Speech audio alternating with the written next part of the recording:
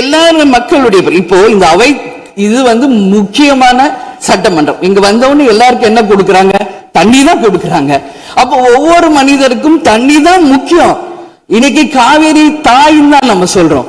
ஒரு தாயின் ஒரு குழந்தைக்கும் எப்படி தாய்ப்பால் இன்றியமையாதோ அது பாருங்க, அத்தனை பேரும், அது விவசாயிகளா இருக்கட்டும், குடிமக்களாக இருக்கட்டும், இங்கு மிக முக்கியமானது குடித நீர். நீரின்றி அமையாது இவ்வுலகு.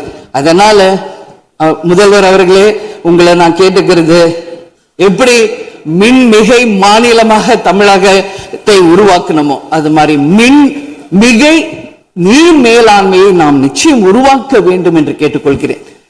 மழை நமக்கு ஒரு கொடை, கடவுள் கொடுத்தது.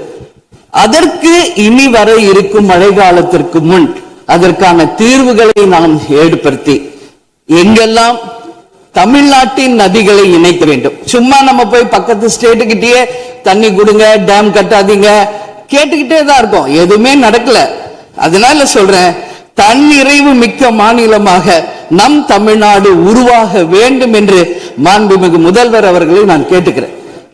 தமிழ்நாட்டில் இருக்கிற நதிகளை நாம் இணைப்போம், எல்லா இடத்துலையும் தூர் வாருவோம். வரப்போகும் மழைக்காலத்திற்குள்ள அந்த நீரை எப்படி சேமிக்க வேண்டும் என்பதை நாம முடிவு செய்யணும். வீணாக கடல்ல போய் நீர் கலக்கிறத தடுத்தாலே தமிழ்நாடு மின்மிகை நீர் மேலாண்மை நிச்சயம் வரும் என்பதை தெரிவிச்சுக்கிறேன். இதுல யாருக்கும் எந்த மாற்று கருத்தும் இருக்காது. தமிழ்நாடின் உரிமை என்றைக்கும் நாம் விட்டுத்தர முடியாது.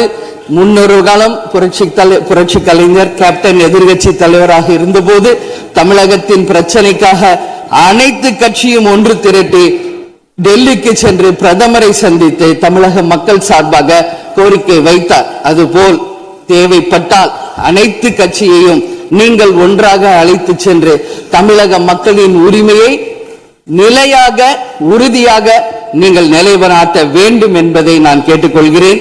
எனவே தேசிய முற்போக்கு திராவிட கழகம் என்றைக்கும் தமிழ்நாட்டின் உரிமைக்காகவும் தமிழக மக்களின் உரிமைக்காகவும் உறுதியாக மேகதாதுவில் அணை கட்டக்கூடாது என்பதிலும் எந்த மாற்று கருத்தும் இல்லை.